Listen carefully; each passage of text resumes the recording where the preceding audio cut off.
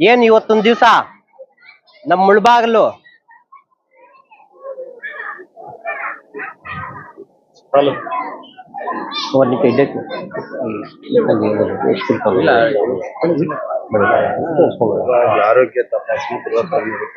ಎಲ್ಲರಿಗೂ ನಮಸ್ಕಾರ.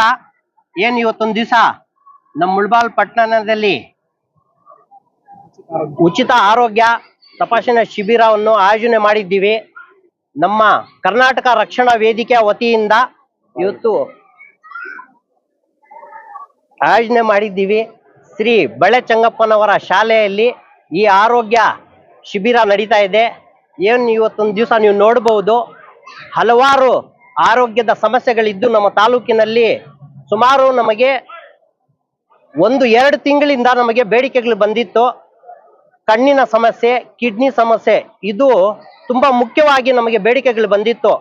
ಅದರ ಸಲುವಾಗಿ ನಾವು ನಮ್ಮ ಜಿಲ್ಲಾಧ್ಯಕ್ಷರು, ನಮ್ಮ ಸಂಘಟನೆಗಳ ಅಧ್ಯಕ್ಷರಾದಂತ ಕೇಸರಿ ಶಂಕಣ್ಣ ಅವರು ಹಾಗೂ ನಮ್ಮ ಯುವ ಮುಖಂಡರು ಶಕ್ತಿ ಪ್ರಸಾದ್ ಅವರು ಮತ್ತೆ ಹಲವಾರು ಅಧ್ಯಕ್ಷರುಗಳು ಇವ್ರ ಜೊತೆ ಚರ್ಚಿಸಿ ನಾವು ಒಂದು ನಿರ್ಣಯವನ್ನು ತಕೊಂಡು ಇವತ್ತು ಈ ಕಾರ್ಯಕ್ರಮವನ್ನು ಆಯೋಜನೆ ಮಾಡಿದ್ದೀವಿ.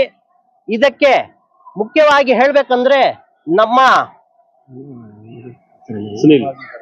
ಸುನೀಲ್ ಸಾರ್ ಅವರು ಇವರು ಒಂದು ಸಲಹೆಯನ್ನು ಪಡ್ಕೊಂಡು ನಮ್ಮ ಸುನೀಲ್ ಸಾರ್ ಅವರಿಗೆ ನಾವೊಂದು ಮಾಹಿತಿಯನ್ನು ಕೊಟ್ವಿ. ಅವರು ನಮಗೆ ಪೂರ್ತಿ ಸ್ಪಂದಿಸಿ ಆಯ್ತು ಸರ್ ನಾನು ಮಾಡಿಕೊಡ್ತೀನಿ, ಒಂದು ತಾಲೂಕು ಮಟ್ಟದಲ್ಲಿ ನಿಮಗೆ ನಾನು ನಡ್ಸ್ಕೊಡ್ತೀನಿ ಅಂತ ನಮಗೆ ಮಾತು ಕೊಟ್ಟು ಹಾಗೆ ಬಂದು ಇವತ್ತು ನೀವು ನೋಡ್ತಾ ಇರಬಹುದು ಅವ್ರು ನಡ್ಸ್ಕೊಡ್ತಾ ಅವ್ರೆ. ಅವ್ರಿಗೂ ನಾನು ಹೃದಯಪೂರ್ವಕವಾಗಿ ಧನ್ಯವಾದಗಳನ್ನು ಹೇಳಕ್ಕೆ ಇಷ್ಟಪಡ್ತೀನಿ. ಮತ್ತೆ ಈ ಕಾರ್ಯಕ್ರಮವನ್ನು ಆಯೋಜನೆ ಮಾಡ್ಬೇಕಂದ್ರೆ ಹಲವಾರು ಕಷ್ಟಗಳು, ಹಲವಾರು ಶ್ರಮಗಳು ಪಟ್ಟು ಈ ಕಾರ್ಯಕ್ರಮವನ್ನು ಆಯೋಜನೆ ಮಾಡಿದ್ದೀವಿ. ಈ ನಮ್ಮ ಕಾರ್ಯಕರ್ತರು ಏನ್ ನೀವು ನೋಡ್ತಾ ಇದ್ದೀರಾ, ಇವರೆಲ್ಲರ ಒಂದು ಶ್ರಮದಿಂದ ನಾವು ಇವತ್ತು ಈ ಕಾರ್ಯಕ್ರಮವನ್ನು ಆಯೋಜನೆ ಮಾಡಿದ್ದೀವಿ. ಇವ್ರಿಗೂ ನನ್ನ ಪರವಾಗಿ, ನಮ್ಮ ಸಂಘಟನೆಗಳು ಎಲ್ಲ ಅಧ್ಯಕ್ಷರುಗಳ ಪರವಾಗಿ ಅವ್ರಿಗೂ ಅಭಿನಂದನೆಗಳನ್ನು ಸಲ್ಲಿಸಕ್ಕೆ ಇಷ್ಟಪಡ್ತೀನಿ. ಮತ್ತೆ ನಮ್ಮ ರಿಯಾಜ್ ಸರ್ ಉಪಾಧ್ಯಕ್ಷರು ರಾತ್ರಿ ಹಗಲು 5 ದಿವಸದ ಜೊತೆಯಲ್ಲಿ ಇದ್ದು ಈ ಕಾರ್ಯಕ್ರಮವನ್ನು ಯಶಸ್ವಿಗೊಳಿಸೋರೆ. ಅವ್ರಿಗೂ ನನ್ನ ಹೃದಯಪೂರ್ವಕವಾಗಿ ಅಭಿನಂದನೆಗಳನ್ನು ಸಲ್ಲಿಸ್ತೀನಿ.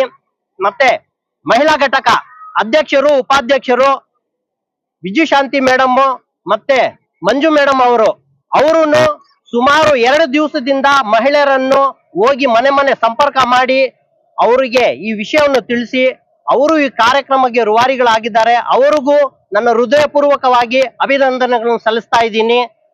ಮತ್ತೆ ನಮ್ಮ ಶೇಷಾದ್ರಿ ಸರ್ ಮುಖ್ಯವಾಗಿ ಏನೇ ಒಂದು ಕಾರ್ಯಕ್ರಮ ಮಾಡ್ಲಿ, ನಾನು ಏನೇ ಒಂದು ಸರ್ ಈ ತರ ಮಾಡ್ತೀನಿ ಅಂದ್ರೆ ನೀವು ಮಾಡಿ ಶಾಹಿದ್ ಅವರೇ, ನಿನ್ ಜೊತೆ ನಾನು ಇದ್ದೀನಿ, ನೀವು ಏನ್ ಮಾಡಿದ್ರೇನು ಸರಿ, ಅದು ಕಾನೂನು ಚೌಕಟ್ಟಿನಲ್ಲಿ ಮತ್ತೆ ಎಲ್ಲರೂ ಮೆಚ್ಚುವಂಗಿರ್ಬೇಕು ಅಂತ ಕಾರ್ಯಕ್ರಮ ಮಾಡಿ ನಿಮ್ ಜೊತೆಯಲ್ಲಿ ನಾನು ಎಂದಿಗೂ ಇರ್ತೀನಿ ಅಂದು ವಿಶ್ವಾಸ ಕೊಡ್ತಾರೆ.